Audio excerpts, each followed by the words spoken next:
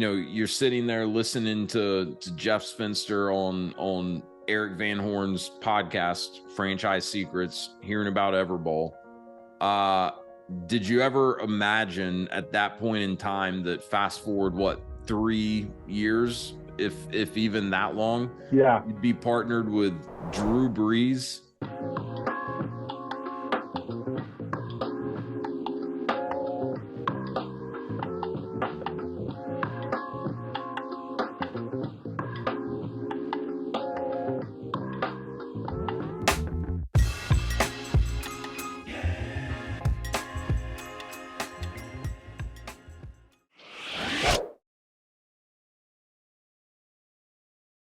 Hey, what's up, everyone? Thanks for dropping into another episode here on the Path to Freedom podcast. Today, I'm joined by Alex Yeater. Alex and I were introduced by a mutual friend and have had a couple of conversations leading up to recording the podcast. And one thing's very clear to me: Alex is a genuinely nice guy, but we also both nerd out on franchising in a big way. So Alex, really excited to have you here on the podcast. I appreciate you making the time for it. Yeah, absolutely. It was the man, the myth, the legend, Eric Van Horn that connected us. Yeah. And I'm sure you've been blessed by that relationship like lots of other people have. Oh, absolutely. But yeah, it's been great. It's been great getting to know you. It's been a fun journey already and start of a great friendship.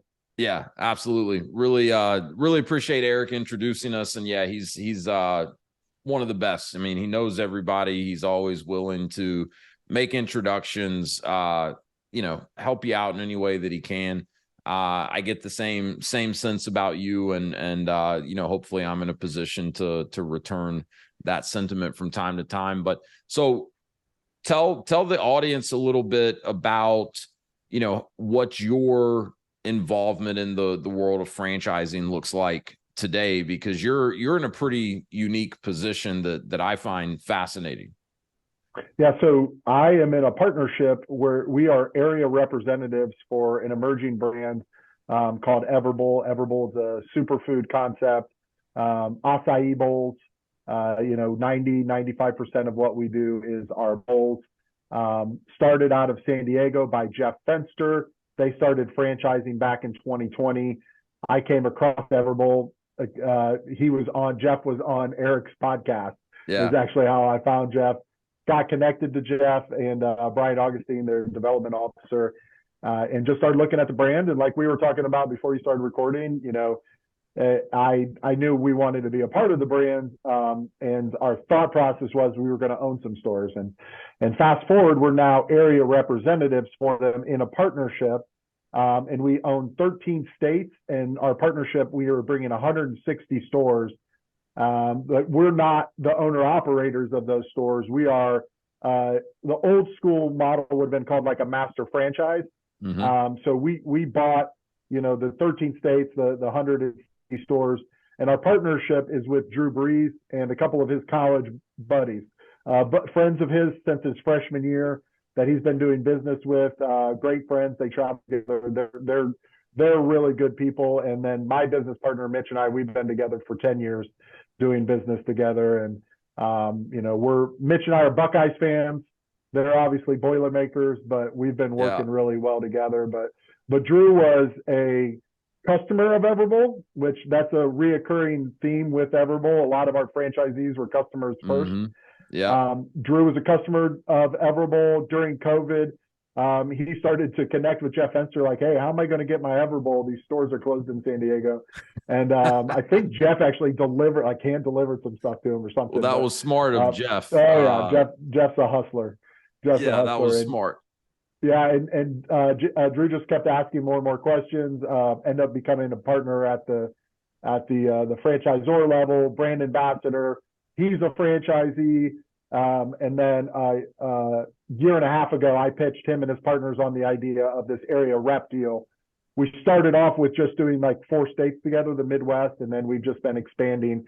As we see Everbowl keep beefing up their franchise support team and bringing in more and more talent, Obviously, with your franchise experience, a lot of times these franchises, they'll go from 0 to 50, literally like store count 0 to 50, off of great momentum from a great founder. And then it's like, now we're going to franchise this thing, but the founder's not wise enough to understand now it's a different business. Yes. And they try to do it themselves, and they lack support. They lack real estate strategy. They lack funding relationships. And it's just a recipe for disaster. And unfortunately, we're seeing it in our space already. But it was a little over a year ago that Jeff brought in Trevor Sacco, who has 20 plus years of restaurant experience. Beginning of the year, they brought in a guy named Ed that does real estate. He's done real estate in the restaurant space for 30 years. They brought in Shelly to be VP of operations, who was with Jamba and Cinnabon. So, I mean, like, just heavy hitters in franchise and restaurant, and allow Jeff to focus on being the founder and just being out there talking about Everbowl and all the other brands that are part of the Everbowl family. Everything that Jeff does is part of the Everbowl family, which I love. We have We Build, and then we have the Unevolved Studios that you and I were talking about. So really just, I love this franchise, man. I really, really do. Just great people all around, from HQ to the franchisee level. But yeah, we're, long story short, area representative, which what that means in the franchising world is we're like a mini franchise. And what I like to say is we get the fun part of franchising. Everbowl did all the hard work, and they put together all the legal documents. And I've got a team of 2 guys that works with me to support the stores we have right now. As we grow, I'll continue to have franchise business coaches that I'll add to my team, and trainers to help support with the grand openings. But we do the franchise development process. Once they get their franchise agreement signed, we help them with real estate. We do have national relationships on the real estate side. We help them with the construction. We do the owners training out of our headquarters here in Noblesville, Indiana.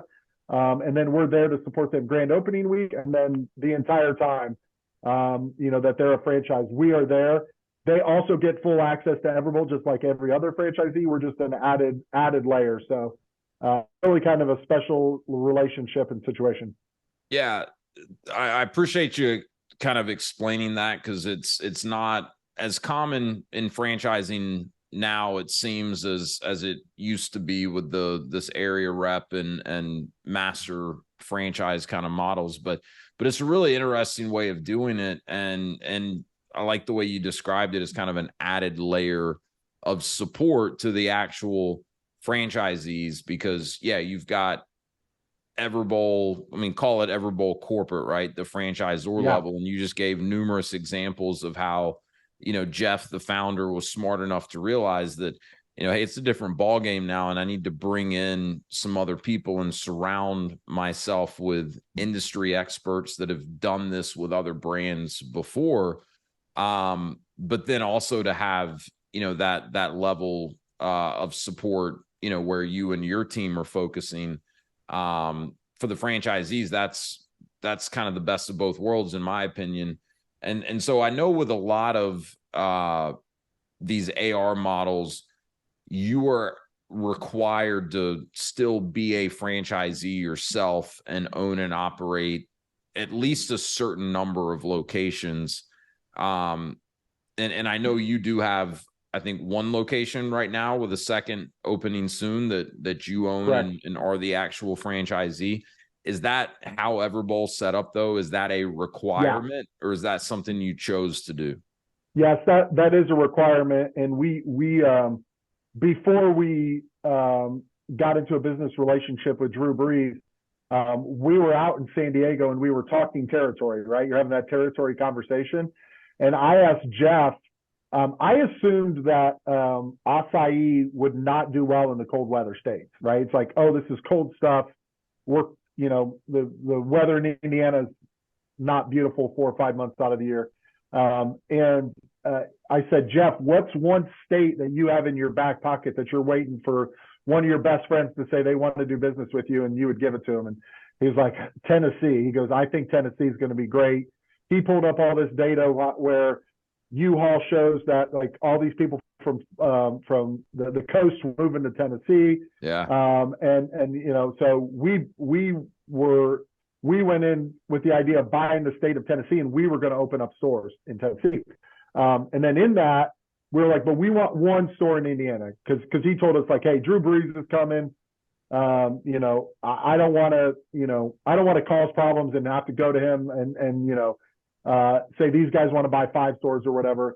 Yeah. And they gave us the right to buy 1 store. But yeah, I love it. You know, I was on the phone last night with one of our franchisees talking about grassroots marketing strategies that we're implementing in our store. And, you know, saying, hey, I'll test this out myself, right? Because I believe in it. So it's not me saying, hey guys, you should go try this. I'm actually doing it in my store first. So I really, really appreciate that level. Helps me to understand the challenges of, you know, first time franchisees, first time, you know, because as we talked about a little bit as well, Mitch and I, we had pushing 20 years of experience in the wireless industry with a Verizon franchise called Wireless Zone. And, you know, like that's all we knew. So when we came into the restaurant space, we had to rediscover accounting, rediscover the way that a profit and loss looked, what cost of goods sold, all that stuff. And Everbowl was there to help us. But, you know, the fact that I was able to go through it, it equips me way better to be able to support my franchisees. There's no doubt about it. And that's why I like that it does seem that most franchisors that have this area representative model built into it, it is a requirement. And it makes a lot of sense, right? Because you're such a valuable resource to all the franchisees, you know, under the areas that you own, because you are living it and breathing it yourself. And, you know, for the new folks that are just coming in, you're further along than they are. You have more experience, but you're also able to aggregate all of the experience, the best practices, the what not to do's, right, from all the other franchisees in your areas, and you know, share that information. And so for those wondering, I mean, we don't need to get into too many of the details, but for those wondering, how does the business model work for you as an area representative? It's basically a revenue split between you and the franchisor. Is that correct? Yep. With the initial franchise fees and then also with the royalties? Correct. Yep. That's how it works. So we had to obviously outlay a lot of money to buy those stores, but then, you know, as we are collecting our royalties and franchise fees, our cut of it, we're paying back that debt by doing that. But yep. So I want to just share, this popped into my mind as you were telling this story, right? Which was, you know, you're sitting there listening to Jeff Spencer on Eric Van Horn's podcast, Franchise Secrets, hearing about Everbowl. Did you ever imagine at that point in time that fast forward, 3 years, if even that long, you'd be partnered with Drew Brees, right, owning 13 states and 150 some licenses for locations?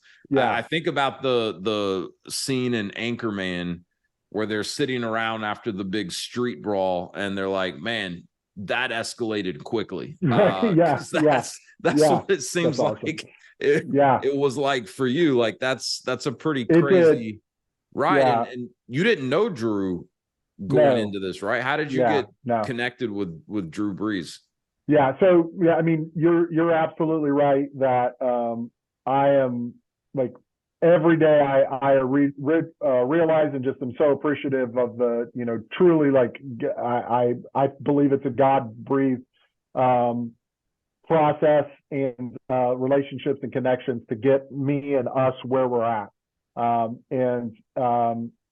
I work best when I pray and seek wise counsel and I take my time on decisions and I don't get ahead of God, because when I try to do it Alex's way, man, like, I screw it up. And in this process, it's been like cookie crumbs all the way. It's like, go open up a couple stores. This makes sense. And then it was like, we bought Tennessee and we were doing area rep stuff in Tennessee just ourselves. So we proved the model and the success. So when it came time to sit down with Drew and his team, I could already show him like, hey, we sold 11 of the 15 opportunities in Tennessee within the first 45 days. So Wow. you know, they were, you know, we had proof to back up what we were saying, but yeah, it's been a really cool process. And you know, it was the building that I'm in right now. I work out of a co-working space until our headquarters is built. I brought Ben Smith in, who's one of Drew's partners, and just laid out the whole deal of what an area rep deal looks like with Everbowl and the confidence that I had in Everbowl. And he was like, okay, yeah, you know, he didn't seem overly excited about it. And he called me 2 weeks later and he was like, we're in. And I was like, you're in? What does that mean? He's like, are you guys doing it or are we doing it? And he's like, oh no. He's like, we're doing it with you. And the key in that whole story, which I didn't realize, was Drew picked up the phone and called Jeff Fenster. And Jeff Fenster is the one that vouched for me and believed in me. And, you know, last time I was in San Diego, I went into Jeff's room and shut the door. And I was like, brother, like me and my family and Mitch and his family, we truly appreciate the fact that, you know, you were willing to put, you know, that relationship on the line. So lots of key people put us in that position. And, you know, I've been working with professional athletes since 2010.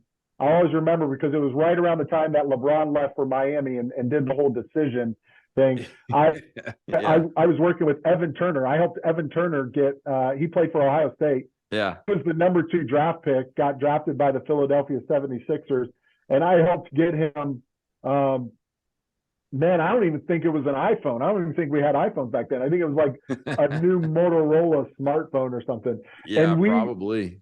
He and I recorded the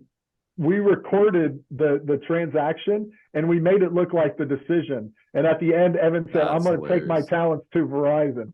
The funny thing is like it was shot on like a 1.3 megapixel camera, right? So it's like it's worthless nowadays, but it was hilarious. And that's funny to say that, like, I've always, you know, when I was in Cleveland, I was the Verizon guy for all the Browns players. You know, they'd go out, break their phone, text me at 3 o'clock in the morning, and you know, I'd have them set up the next morning and drive it to the practice facility, whatever, right? So I was accustomed to working with professional athletes, and some of my favorite relationships were with Wishbone, Crazy Bone of Bone Thugs and Harmony. Obviously, I was in Cleveland for quite a while, and I got to work with them, and they're like right around my age, right? Yeah. So when I would sit and talk about Wishbone, these are the 2 conversations we would have. And this is, I apologize, this is going off on a tangent, but no, this is fascinating. The 2 conversations we would always have was, I would always have story time with Wish, where I would have him tell me a story, and he told me about the first time that they went to go perform, and Eazy-E was their guy, was the manager, right? And Eazy-E's like, I'm gonna pay you guys $20,000, I'm gonna fly out to LA and you're gonna perform. And in the music industry, you get half the money up front, you get half the money after the show. So Eazy-E comes in and he pays them the $10,000, and they're like, we're not performing until we get all of our money. And he's like, you guys are going to blow the opportunity of your lifetime over $10,000. And they finally are like, okay, cool. They performed. Obviously, it all worked out. But they gave me story after story every time they would come in. And then we would talk about our kids. Because, you know, they had kids my kids' age, right? Yeah. So it's like, now we're talking about being a dad, being a husband, and all that stuff. So, and I still keep in touch with Wish and Crazy. They're great men. They really are great men. And back in the day, I don't do. Oh, dude, I love it. Takes me back to college listening to Bone Thugs and Harmonies. Really good stuff. Well, and my favorite Bone song of all time was the one they did with Biggie. And they told me the story about the time they did that, and I can't say that on air. Well, that'll have to be off camera. But all right. And my 15-year-old son's in the room. I can't say that in front of him. Yeah. But it's a hilarious story. But so how did you end up becoming the cell phone provider to the professional athlete? Was it just kind of where your stores were located, or? Yeah. or was it little bit something of that, else? and then Twitter as well. It was like Oh, one of the Browns players was like, I need help with the cell phone, right? And I just happened to tweet him, and I was like, hey, I can help you with this. huh. And he's like, oh, where are you at? And I told him, I'm at Steelyard Commons. I'm not that far. You could come here, or I'd come to you. And he ended up coming in and getting a phone. And I was like, hey, can we take a picture together and I'll share it? And I took a picture. His name was Carlton Mitchell. He played for a couple of years with the Browns. And all the other players saw that. And then my phone starts blowing up from them. And so, yeah. And like, I'm more The of an phone NBA wizard. guy. Yeah, yeah. Oh, dude, one of my favorite stories was I was at downtown Cleveland, and Joe Hayden, who had quite an NFL career and was a great guy, just one of those really good guys. He was walking from his like penthouse suite with like a group of 10 people to Barley House, which was like a local bar and restaurant. And I just got done there with the meeting, and I was walking out, and Joe sees me. He's like, "Hey, Al, how's it going?" Blah blah blah blah blah. We're talking to each other, and he was asking how the kids are doing and stuff. And I walk by him, and I hear some of the people in the group are like, "Who is that dude?" He's like, "What are you talking about? That's Verizon Al." And I was like, "Are you kidding?" Yeah. So Oh man. it was a fun season. But it got me really comfortable around, just being myself around athletes. Like Yeah. I truly never really asked for anything. I was there to serve, but I was never going to allow, like, a lot of these guys push way too much, and I'm just like, I have my boundaries. I'm not gonna, I'm not gonna overstep. I'm not gonna overstep my boundaries, and you're not gonna overstep your boundaries. Like, that's how that relationship's gonna work. And Yeah. yeah, and I think it helps. By the time that relationship opportunity came around with Drew, I'm a dad of four. I've got 19, 17, 15-year-old boys and a 5-year-old boy that's about to be 6. And so, like, and Drew and his partners are about the same age. So it's the same thing. It's like, we're talking about kids, we're talking about life stuff, all that kind of stuff. So, Well, and it seems to me, just from the outside looking in, and I think you and I talked about this in one of our earlier conversations, but Drew Brees comes across as like one of the nicest, most humble, like genuine people. And you were like, that's 100% who he is. That's not, yep. Him putting on any sort of a facade. So it makes sense just, hearing you talk about it, and then just, the perception that most people have of a guy like Drew Brees, that, he would be a great business partner and would be approachable, wouldn't be pretentious in any way, that, oh, you're not a professional athlete too, we can't, do business together or anything like that. Well, and, a lot of people may not realize this because they're not franchise nerds like you and I, but Drew Brees was no stranger to franchising before getting involved with Everbowl. He's got a very impressive, portfolio of franchises that he's a franchisee for, but he's also involved with numerous things at the franchisor level as well. I mean, he's crushing it in the franchise space. Well, and like, think about it this way, Wes. My business partner is an unbelievable financial business partner, right? He has a lot of a ridiculous amount of relationships, from college teammates to professional teammates all over the country that he can help connect with. That is good for the business. He is, but the two biggest things is he's a mentor, because, as you said, this dude he eats and breathes business and franchising. And he is, you put him in a room with some of the top level franchise people, and he's going to be one of the most impressive people in the room, right? A lot of what we do, I was out in San Diego a little over a month ago recording content, and we were talking about this store that we were doing, and he was like, hey, you should document the entire process of the construction to when we build comes, and then we'll talk about the timeline, we'll talk about this, we'll talk about that. And then he talked to me about what you and I talked about. He was like, I think we should make some of this content and put it on LinkedIn. He's like, Smalls does really well. One of his brands does really well on LinkedIn. So he's not just a money guy and a celebrity, right? Like, I mean, the dude is off the chains, wicked smart, attention to detail, great negotiator, sees steps ahead. I mean, you can understand, like, looking like, oh, this is why he's one of the, top 5 greatest quarterbacks of all time, future Hall of Famer. Yeah, I mean, student. just absolutely, yeah. And I don't know if you've ever been to New Orleans. Oh yeah. But like, bro, he is like he is he's got a lifetime pass. He's the mayor of New Orleans. Man, they love him. Love him. Tell him. So my wife went to LSU. Oh, nice. So I lived in Louisiana for almost 3 years, and Baton Rouge is like an hour from New Orleans. So we would go down there all the time, and I know one of the brands that he's a partner in at the franchisor level, or at least was, unless this has changed, is Walk-Ons. Yep. And so the original Walk-Ons is right next to Tiger Stadium in Baton Rouge, and we would go all the time when we were living there. And so when we saw that they were franchising, we got excited, and it was, I don't know, probably close to 2 years ago at this point that, Wilmington, North Carolina, where we live, got a Walk-On. Yeah. So nice. Tell Drew that we're big fans of Walk-Ons, and support the Wilmington location as often as we can. Nice. But so the Smalls franchise that he's a partner in is the sliders that are on the Walk-On menu. Which their sliders are off the charts good. They are. So they created a I believe it's a drive-through pickup brand, and they're like storage containers.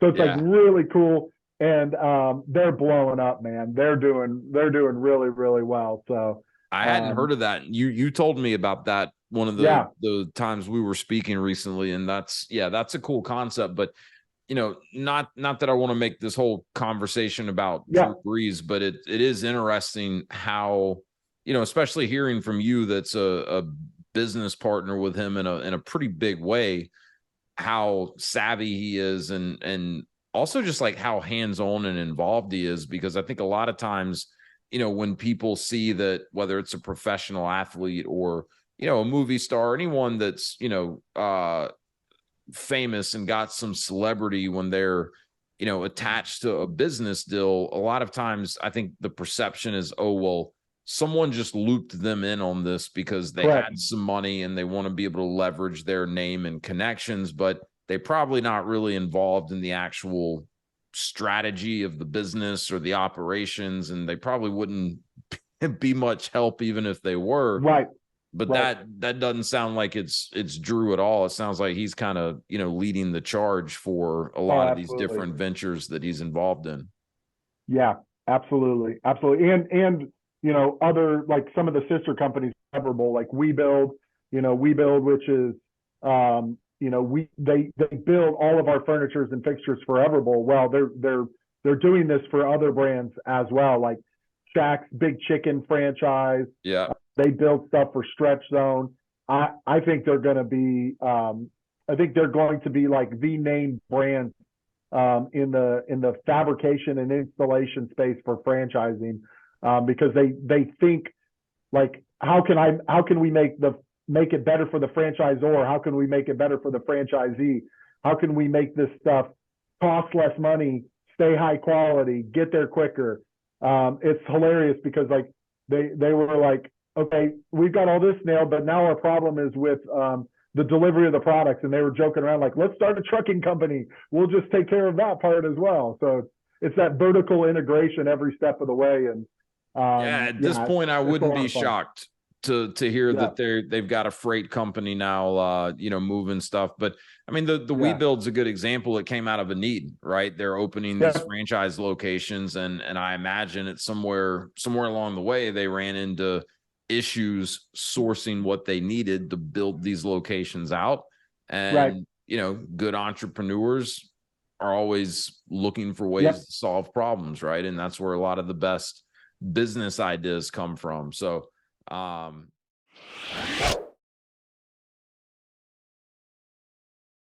if you're listening to this podcast, then there's a good chance that you're looking to create more freedom in your own life. There's also a good chance that you realize that owning your own business can be a great way to take more control of your livelihood and create more of that freedom that we're all looking for.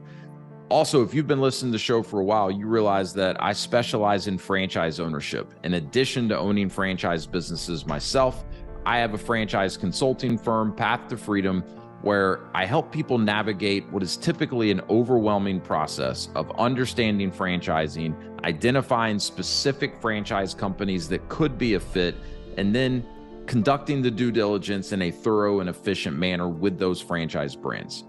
My whole purpose here is to leverage my experience working for franchisors, owning franchises myself, and how we've been able to use that to create more freedom in our lives and help you determine if that could be a path that makes sense for you as well.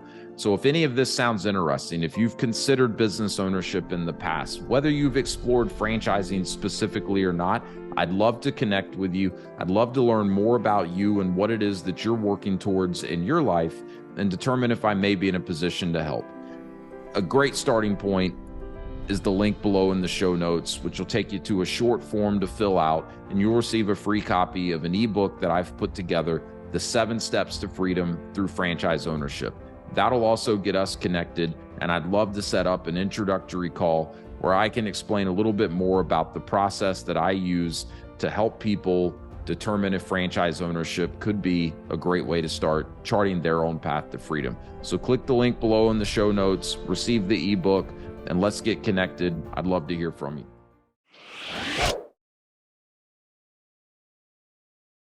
Yeah, that's it. It sounds like there's a lot of really interesting things going on within Everbowl and the sister brands or family of brands that they have. I'm curious, backing up a little bit, because you mentioned this earlier, you owned wireless stores before. Right. So what prompted you to get out of that? And I know you heard Everbowl on a podcast, but what do you think it was that really piqued your interest in Everbowl? And then as you learn more about it, what was it that got you to the point of saying, this is the next opportunity for me? This is what I'm going to do. Yeah. So it was, we were at 32 Verizon stores, and 110, 120 employees spread out over 4 states. And it just got to be a lot. And at that point with Verizon, with Wireless Zone, they were looking to grow. They were looking for more and more consolidation. So it was like we were at that sweet spot of like, these guys that have 4 or 5 stores, people are going to buy them up quickly.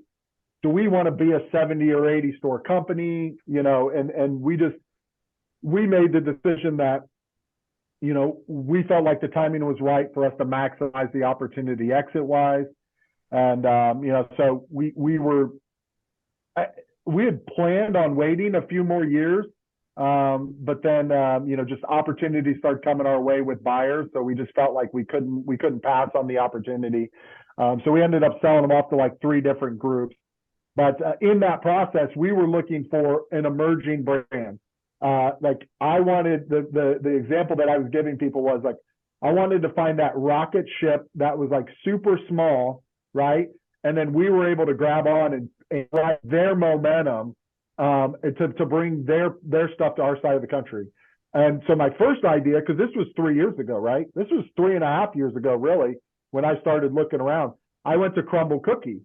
And I went to Crumble Cookie, and they had literally just like a week or 2 earlier sold my territory where I'm at. I still have never had Crumble Cookie to this day because of. I've heard that story so many times that yeah, somebody got a Crumble Cookie sold right out from underneath them. Yeah. I'm ashamed to say I have had Crumble Cookie a few times, and it's a good cookie. I'm sure it's a good cookie, but yeah. But anyways, But that type of a brand that was like, oh, we have 40 stores, and then you have like 300 open stores, and the AUVs are through the roof, all that kind of stuff. So I knew I could find the next unicorn. And when we came across Everbowl, we believed at that time, and we still believe to this day, that they are They are an emerging brand. They're a rocket ship, but they're responsible. It's a responsible franchise, and they're going to do it the right way. They're not going to get ahead of their skis. So it's like that perfect storm of, and we get to be, early on in the conversations with Jeff, the founder, and Brian, the development officer, they would say things like, "Hey, no, we want you to give our input. We want you to be a part of this process. You guys are part of the pioneers of what we're building here." At Verizon, Verizon's been around for 30 years. When they took away the slogan of "Can you hear me now?" I was like, "Why'd they take that away?" And my buddy was like, "Bro, they've got billions of dollars they spent on marketing. Like, they don't care what you think, right?" Yeah, right. They could care less. So that's a really interesting point. I have these types of conversations with people regularly as I'm, kind of helping them navigate just figuring out, number one, is franchise ownership even the direction they want to go in. But, if it's something they really want to dive deep into, how to start identifying different brands that meet the criteria that they're looking for and really, align with what they want to get out of business ownership. And, just like you understood, when you were looking for the next kind of crumble cookie or unicorn brand, there's a lot of opportunity with the emerging brands because territory is such a big component of whether a brand's going to make sense for you or not. Because if the territory is not available, it's a moot point, right? There's just there's nothing else to talk about, right? It's off the table. Right. It's not an option for you unless you're willing to move to where they do have territory. Most people are not going to do that. So the emerging brands is where you're going to find an opportunity to lock down prime territory, but it's also in a lot of people's eyes riskier and a scarier proposition because the brand's not as established. There's not as much data. There's not as much of a track record. And, for someone like yourself who was already an experienced entrepreneur, I would imagine maybe a little less daunting than for the person that, may be taking their first step into business ownership. But, it's one of these things that's worth thinking through because there's a lot more to it than just, territory. And the point that you made, which is, you get in earlier with a brand, you're likely going to have the opportunity to help that brand innovate and to think creatively and think outside of the box. Whereas you go and buy McDonald's franchise, kind of like Verizon didn't want your marketing input. McDonald's is not going to probably be open to your suggestions, right? They kind of got it down to a science at this point. It's plug and play. And a lot of people are looking for that, right? But one of the things I hear people say fairly often, is a negative to franchising is well, it's not that entrepreneurial. Well, really depends on the type of brand you get into and where that brand is at in its evolution, because what you're doing as an early adopter in Everbowl and now owning the rights to 13 states, and you're over here selling franchises, you're supporting franchises, you're running your own franchise, you've got these partnerships in place. I would argue that's incredibly entrepreneurial, right? But still within the framework of a franchise. And so I think that's important for people to understand that this is not so cut and dry, and one franchise is not going to be the same as the next. And so, in most cases, for the person that's really driven to get into business for themselves, chances are there's a franchise out there that's going to meet most, if not all, of the criteria that's most important to you. But anyway, so 3.5 years or so ago was when you got into Everbowl. We're recording this in November of 2023. So where was Everbowl at that time? Do you know or remember how many franchisees they had? How early did you get into this? Yeah, so it was right at 3 years ago, is when I started talking with Everbowl. At that point, they had 3 franchisees. Oh, wow. So you're franchisee number 4? Yeah, probably 5, maybe probably like 6 or 7 by the time we got sold. Yeah, okay. Or signed. Still, but first 10, yeah, that's royalty at this point. Yeah, like so we had to hustle. You know, we don't have an item 19 in our FDD. It's coming next year. You know, because they owned their own 2025 stores. They weren't sure how to put that in the FDD. Yeah. But now we have enough history and enough stores that we've got the story to tell. So, you know, it was a challenge on the validation side. Like I had to do a lot of like, okay, what's this brand doing over here? What's this doing? Looking at the P&Ls of the franchisees that were in existence, you know, underwriting it at like 60% or whatever. Yeah. You know, so it was a lot. But yeah, it looked, you know, they were just in the process. That year is when they started franchising. So they just had sold off a lot of their corporate stores to smaller groups, and then there was one large group that bought a bunch of the stores. Yeah. So it was, I mean, I didn't think it was risky because we actually went out there and met with the team. And, you know, we spent time with Jeff Fenster. We spent time with Brian Augustine, spent time with Eric Hansen. And we were like, and honestly, like I really trusted Eric Van Horn's guidance, and Eric Van Horn really like highlighted like Alex, the talent and the money behind it, you know, because there was private equity investors and stuff. He goes, they're too strong to lose. And obviously you always have that risk, but excuse me. So Eric Van Horn had a lot to do with that. You know, he was a really good mentor in that process, but yeah, it was pretty early for us. I mean, at that time, my son Owen was 15 years old.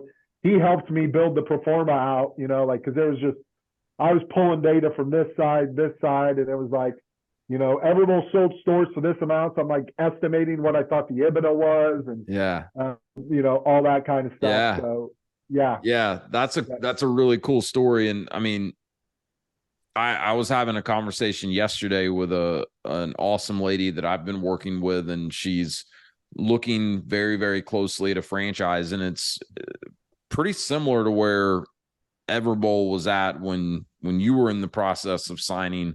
You know, they're out of Pennsylvania. They've got 12 or 13 corporate-owned locations, all in and throughout Pennsylvania.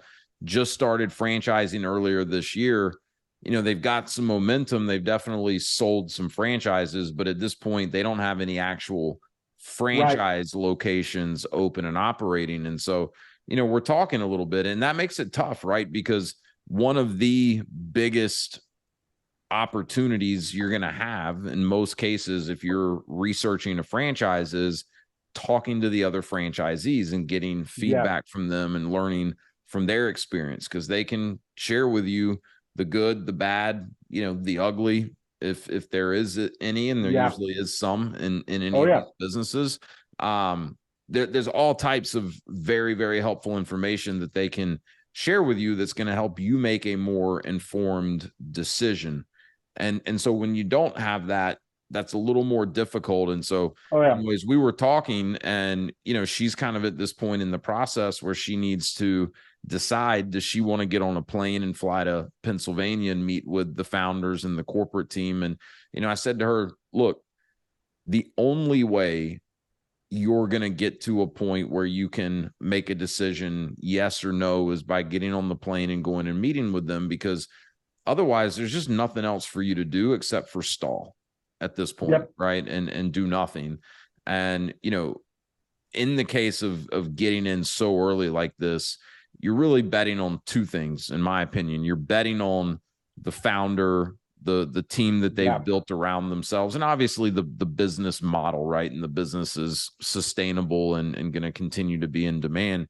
But then in addition to that, you're betting on yourself, right? You're betting on yourself that, hey, I'm confident that with these partners, with this business, the support that I expect to get from them, I'm going to be successful and I'm going to be able to figure it out, knowing good and well there's probably going to be some growing pains and a learning Right. curve because this thing's not fully baked yet.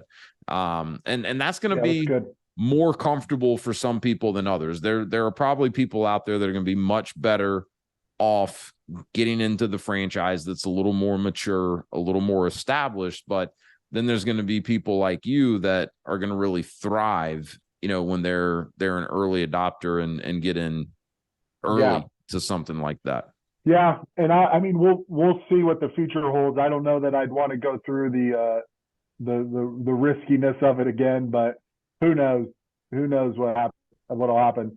And I mean, I love, we both really, really love franchising, and I find myself in a lot of conversations with young entrepreneurs, or people that are wanting to get into business. And I'm a huge fan of buying a business instead of building a business.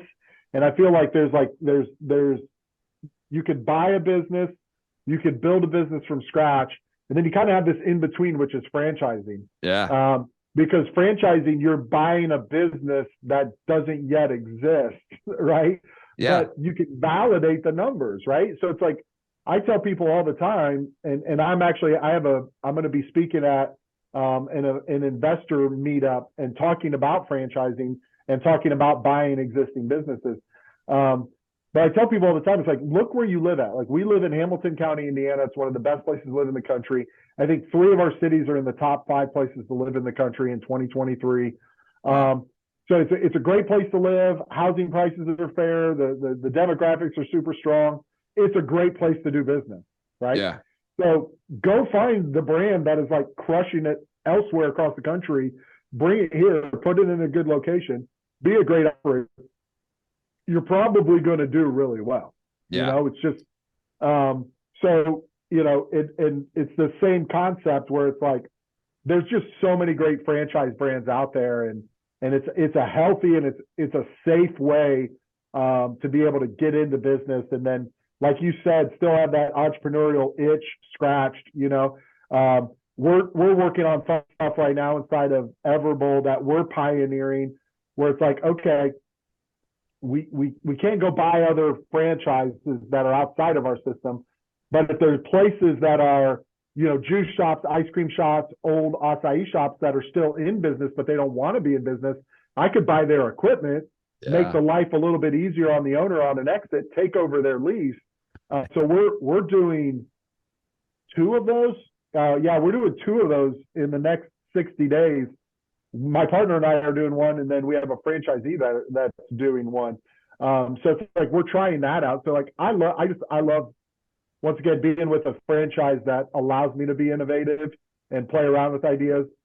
I'll take 20 ideas to them, and 19 of them will be like, yeah, that's crazy, don't do that. But one of them they'll like.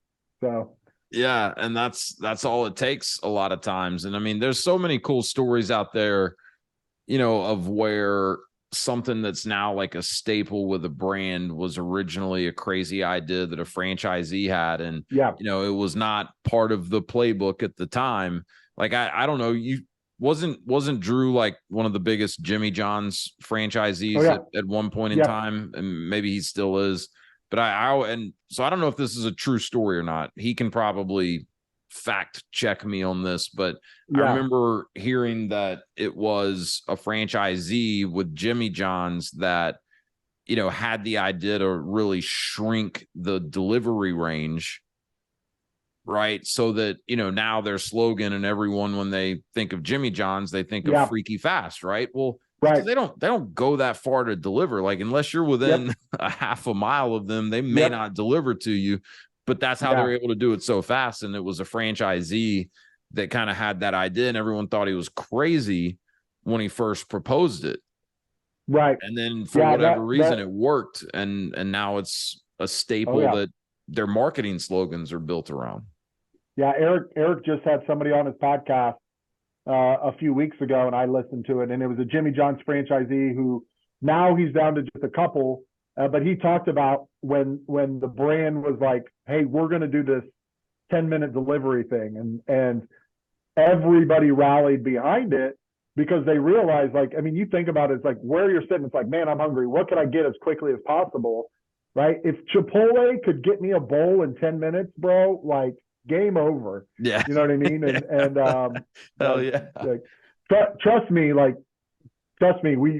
have those conversations within Everbowl where it's like, how can we do that? And that's where it goes back to me having my own store.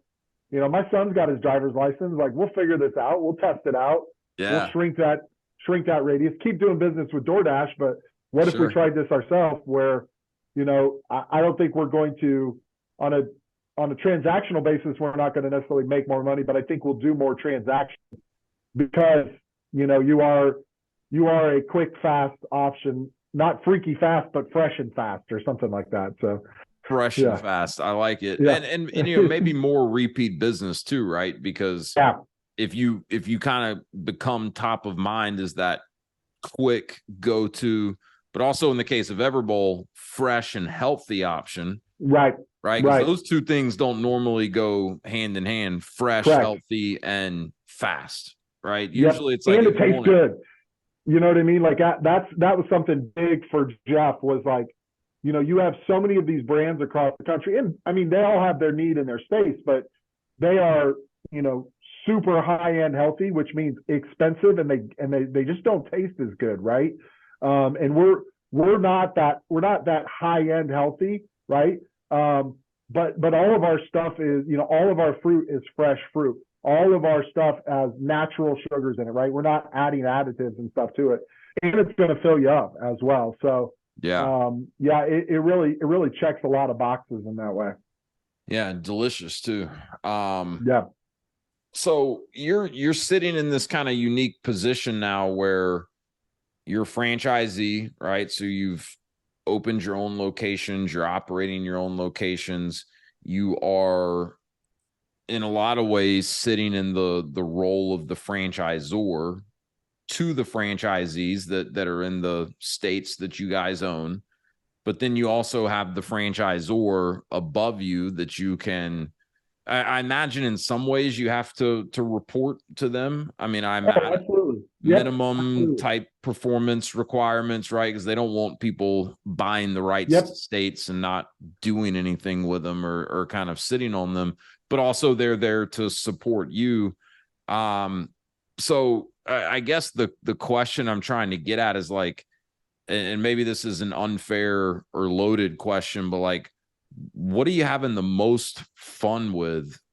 Because I got to imagine, like, I don't like redundancies, right? And so to me, what you're doing is fascinating. I'm like, that's like every day is going to be a little bit different. You know, you're wearing all these different hats, but you know, for you personally, like, what are you enjoying the most out of these different responsibilities?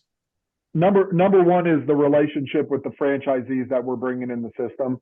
I know that these are going to be long-term friendships and relationships. You know, Kim and Rob Morris in Raleigh, North Carolina, Susan and Lewis Johnson, John and Jackie Murray. Like, I love these people, like, truly. And when I see the money that they're making and that their ROI is better than what they expected, like, that's what makes me happy, right? Yeah. Or Lewis, who was able to walk away from his car business because Susan needed him full time inside the Everbowl store because they were doing so well. Like, that's what I love. I love that. And you know, my favorite Wes, sorry, I'm just getting to know you, but guy named Wes Gray, him and his wife Tara have been friends of mine for 8 years, and you know, they took a chance and signed with Everbowl, and they're just absolutely crushing it. So it's that part.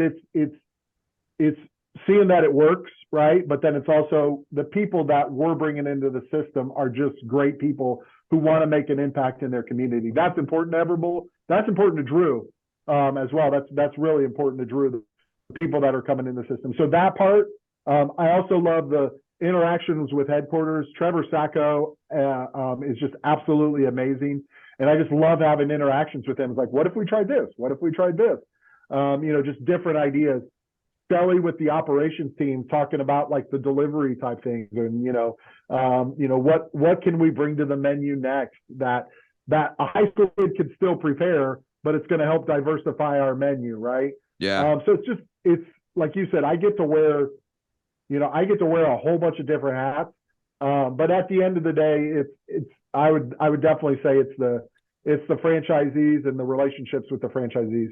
That makes perfect sense to me. I try to explain this to people, when I'm sharing some of our experience owning franchises. I mean, literally some of, the best friends that my wife and I have are franchisees, within the brands that we own, and particularly the one that we've been involved with for, coming up on 6 years now. And some of them have gone on and sold their businesses and are no longer involved, and we still stay in touch. I mean, we were at an annual convention for this brand a few weeks ago, and a guy that sold his business a year and a half ago came to the annual convention just to hang out with everyone.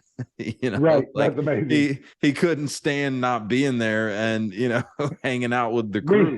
We tried, my partner Mitch and I, we tried to do that with Verizon. We're like, hey, can we still come to we come to Vegas? Yeah, I don't think he told anyone he was coming. He just kind of showed up. I don't know if they would have, allowed it otherwise, but right. That's an important part of what anyone should be evaluating. Obviously, the business has to make sense in a variety of ways. The financials have to pencil out. You've got to see, a good ROI opportunity. One of the biggest things I coach people on is like, hey, before we look at the widget, whatever the product or the service is, like, really try to get clear on like what you want your role as a business owner to be, right? And that way you don't get into something only to later realize that you're miserable doing what's required of you to be successful. And to make sure it meshes up with the type of lifestyle that you're looking to build. But assuming all of that, lines up, you also want to really evaluate the culture, right? And it's kind of going back to what you said, going out there and meeting with Jeff and the rest of the team, sounds to me like you pretty quickly saw like, hey, these are the type of people I want to be in business with. We have similar values. I can see, at least the starting point of the type of culture that they're looking to build. And that's the type of culture I want to be a part of. That's an important, very important piece that I think too many people unfortunately overlook, when they're looking at different franchise opportunities. Yeah, absolutely. That's good, man. It's good. So what advice would you have, for the person that's, sitting here listening to this, and maybe they've, listened to numerous of my podcasts talking about franchise ownership. Maybe they've listened to, some of Van Horn's podcasts, or doesn't matter where they're hearing it, right? But they're thinking about this prospect of business ownership and in particularly franchise ownership, but they don't quite know where to go from here, or how to get to the point of, just actually being able to take some positive steps towards that goal. What advice would you give to the aspiring entrepreneur that's out there feeling stuck right now? Yeah. I mean, take action. I always like to say, if you want to be a giant slayer, hang out with other giant slayers. And the story for that is David killed Goliath in the Bible. And then later on in the Bible, the only other people that killed giants were David's mighty men, right? So you can imagine that David was sitting around the fire telling war stories about, yeah, dude, I took this and I swung it. It's hit him in the head, and then I cut his head off, and they're all like, "Wow!" So they weren't scared when they came up to see the giants. Yeah. So if you want to be a successful franchisee, or you want to learn about franchising, I guarantee there's somebody that is one or two connections away from you that is in franchising. Social media, right, has shrunken this country, right, where we could reach out and connect to people all over the place, right? Like, reach out to somebody like Wes, reach out to somebody like Eric, get in Eric's Franchise Secrets Facebook page, man, and just say, hey, I'm interested in franchising. And it's a free Facebook page. I mean, I am always open if anybody wants to send me a message, like to help point people in the right direction. But take action, start talking to people about it. right? And even if you don't have paralysis by analysis, right? If you talk to somebody like Wes and you spend 45 days going through a process looking at a franchise and then you decide not to do it, that wasn't a loss. You just learned a lot about the franchise development process, and then it better prepares you for the next one, right? You just learned a lot about prepares you for buying a franchise off of an existing franchisee or whatever that is. But I never look at a deal that falls through as a bad thing, because I'm going to learn so much in that process. So just take action, start connecting with people. Don't be afraid to ask, right? The franchising community is loaded with people that are givers. And I think you'll be blown away by that, right? We are not our fathers and grandfathers business owners, where it's like we have to keep these trade secrets. Nobody's going to know how I make my donuts. Yeah. You know what I mean? Like, we're all going to be like, people are open to sharing, and helping each other out. There was a franchisee, a competitor of ours, that they were asking about local media or local grassroots marketing. And I gave him advice. I was like, I don't care. Like, I want to see you thrive. I want to see you be more successful. And so yeah, just taking action, getting connected, there's probably some amazing franchise people right in the city that you live in, and go buy them a coffee. You know what I mean? Like, go to that. Like, I guarantee the guy that owns your local Subway is a baller. Yeah. And he probably has more than one of them. He owns 15 of those suckers.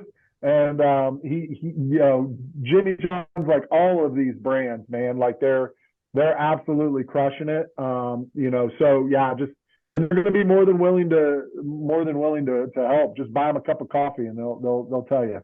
Yeah. All great advice there. Go back and listen to that again, so you can catch all of those different nuggets. But tell us all quickly, what are the states that you guys own, right? So for anyone out there interesting, thinking, this Everbowl thing sounds pretty freaking cool. Maybe I want to get in on the action. Yeah. How do they get in touch with you? And what are the areas that you own, where essentially someone would be talking with you and working with you if they wanted to learn more about what becoming a franchise owner looks like?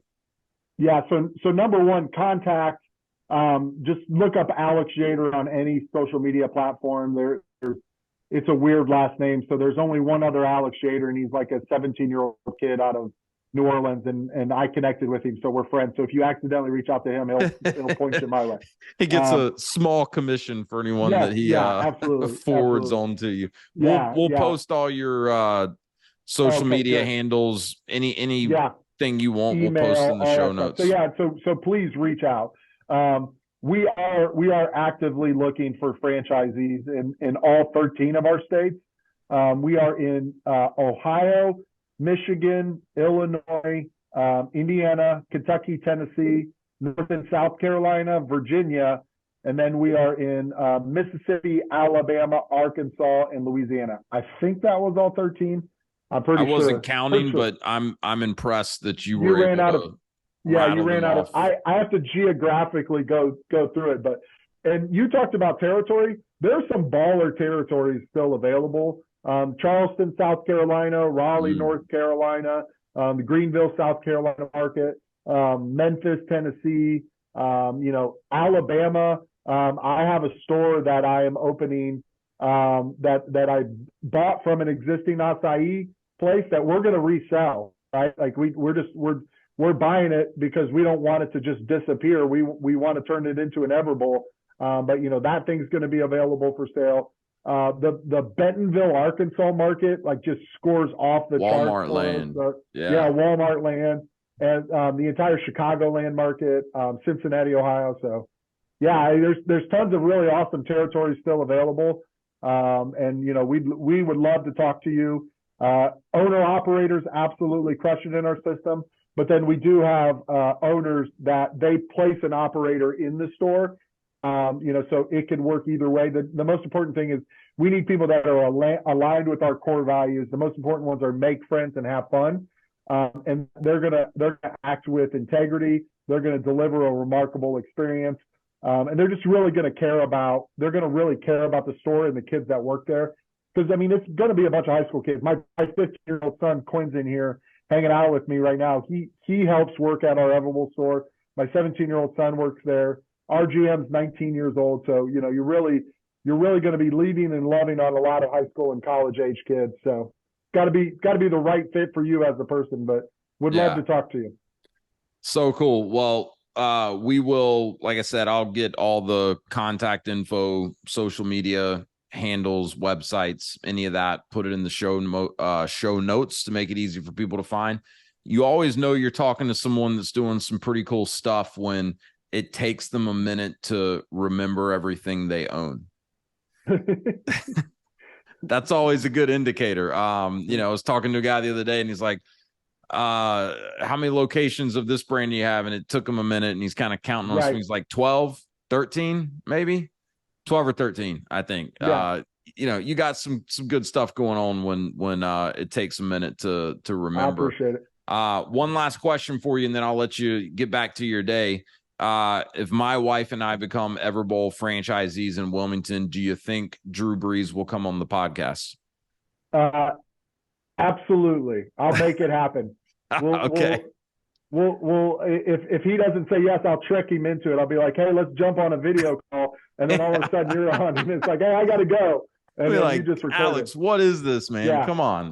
But no, yeah. Got catfished. Yes, yes, absolutely. When we opened Clarksville, Tennessee, Susan Johnson, who I just absolutely adore, she's like, you got to get Drew at this opening. And I'm like, look, he's going to come visit the store sometime, but he's not going to be at the opening, you know. But right before the store opened, I texted him, was like, hey, you got time for a quick FaceTime? And he FaceTimed me and I was like, hey, Susan, one of my partners wants to talk to you. And I handed him the phone and she's a big Saints fan. And she goes, who dey? Yeah. That is so cool. But dude, I really appreciate you, appreciate the mentorship you've been providing for me in franchise development, and excited to continue to grow our relationship. And obviously if there's anything I can do to help you, you know, hit me up. I appreciate you, man. Hey, 100%. And that's right back at you. And I'm sure we'll be staying in close communication. But Alex Yeater, thank you so much for dropping in here on the Path to Freedom podcast. Go reach out to Alex if you want to learn more about Everbowl and their amazing franchise opportunities. Thanks, everyone.